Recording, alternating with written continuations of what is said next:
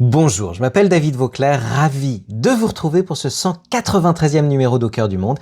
Cette semaine au programme, les maîtres du monde se réunissent au G7 d'Évian pour désamorcer une bombe monétaire dont le Mexique découvre déjà le coût.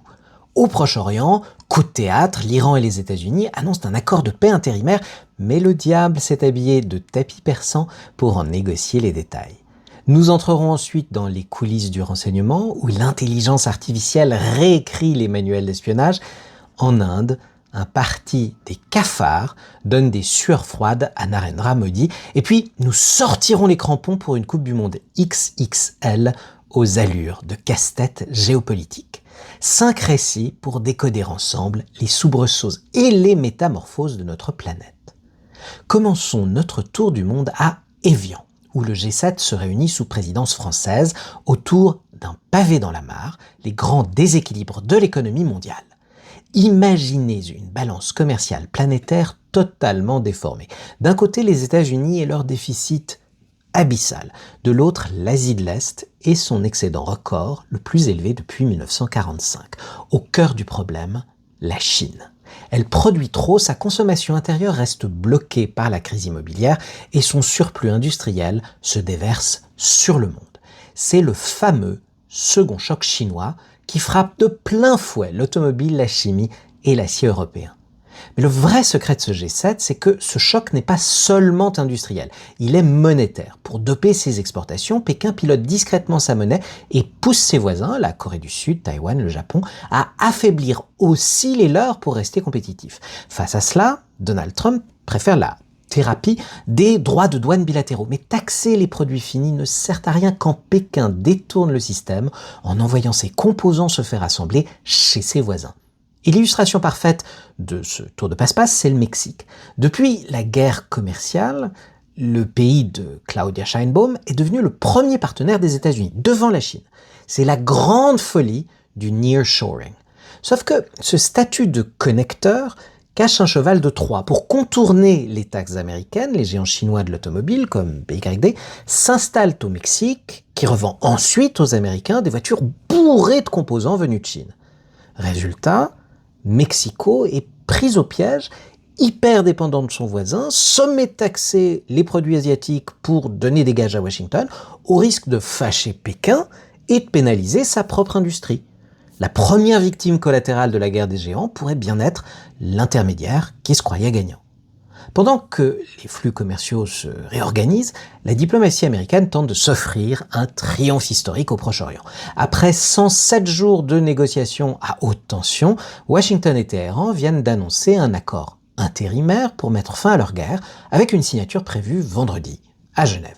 Sur le papier, les armes se taisent et le détroit d'Ormuz est débloqué.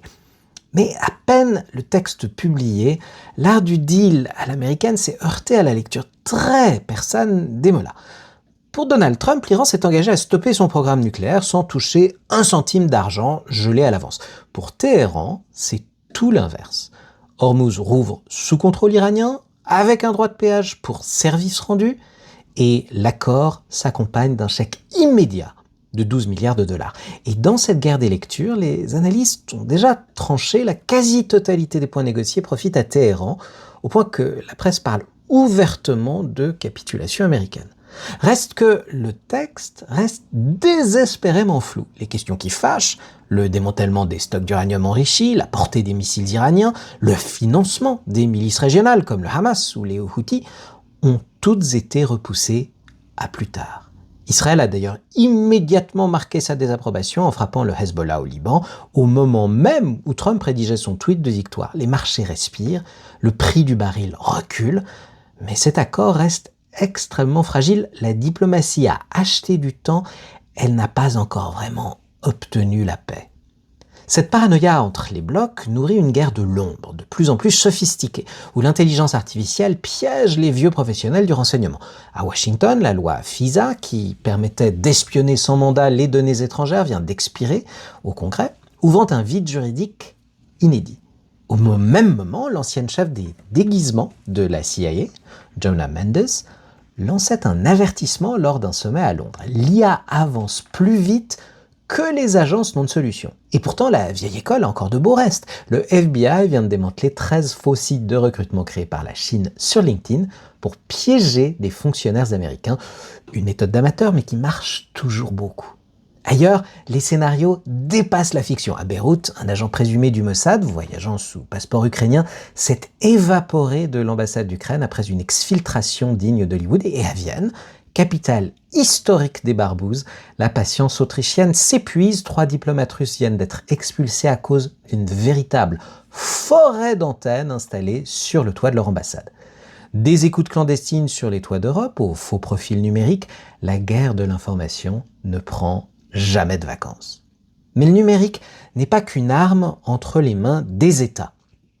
En Inde, ce sont les citoyens qui viennent de le retourner contre le pouvoir et avec un humour féroce. C'est l'histoire improbable du Cockroach Janta Party, le parti des cafards, qui a réuni 23 millions d'abonnés sur Instagram en 3 semaines, dépassant le parti nationaliste de Narendra Modi. À l'origine, une insulte, le président de la Cour suprême avait comparé les jeunes diplômés au chômage à des nuisibles, des cafards.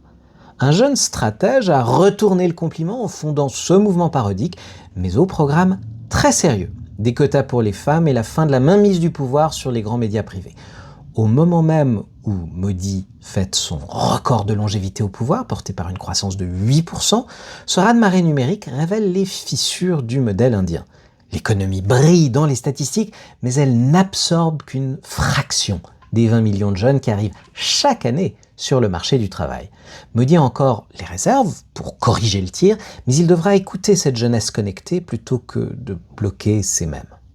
Terminons ce tour du monde par le grand feuilleton de l'été. La Coupe du monde de football vient d'entamer sa première semaine en Amérique du Nord, sous le signe du gigantisme, avec ses 48 équipes et ses 104 matchs répartis sur 3 pays, et ses tracas douaniers fleurant le délit de faciès entre un arbitre somalien arbitrairement refoulé, l'Irak arrêté 7 heures en douane et l'Iran contraint de loger au Mexique. Mais l'une des questions majeures de cette édition s'est peut-être posée mardi soir près de New York. Pour leur entrée en lice, les Bleus ont pris leur revanche sur le mondial de 2002 en battant joliment le Sénégal 3-1. Mais même si ça peut faire plaisir, là n'est pas la question. Au-delà du score, ce choc a réveillé une guerre des récits identitaires au relent un peu rance. Avant le coup d'envoi, le président de l'Assemblée nationale sénégalaise, Ousmane Sonko, avait lancé quel que soit le vainqueur, c'est l'Afrique qui aura battu l'Afrique. Une saillie essentialisante qui réduit des joueurs français à leur seule ascendance et qui oublie un fait géoéconomique majeur, la France est la nation la plus représentée de ce mondial. Outre les 26 sélectionnés de Didier Deschamps, 73 joueurs nés et formés dans l'Hexagone défendent cette année les couleurs d'autres nations. L'école de formation française est devenue le premier soft power du football mondial, devant le Brésil. Ce paradoxe de l'ascendance ne joue d'ailleurs que dans un sens. Quelques jours plus tôt, face au Brésil justement, le Maroc alignait 11 titulaires nés hors de ses frontières sans que personne ne s'en émeuve. Mais le match se joue aussi hors du terrain. Pendant la rencontre France-Sénégal, une fausse séquence accusant un commentateur argentin de propos racistes a enflammé les réseaux avant de se révéler être un deepfake d'un média d'extrême droite argentin. S'il a si bien pris, c'est qu'il s'appuyait sur du vrai, comme les chants racistes de joueurs argentins visant les Bleus, notamment après la Copa América de 2024. Le meilleur des mensonges prospère toujours sur un terreau réel. Et c'est bien ce qui résume notre époque. Un mondial de prestige, où la réussite française s'exporte partout, mais où l'on ne sait plus très bien qui fabrique le récit. C'était Au cœur du monde, un grand merci pour votre écoute et votre fidélité. Laissez vos impressions en commentaire, glissez l'épisode à quelqu'un qui croit encore que la géopolitique est une affaire ennuyeuse. On va lui prouver le contraire et on se retrouve la semaine prochaine pour continuer à décoder ensemble les histoires qu'on nous raconte.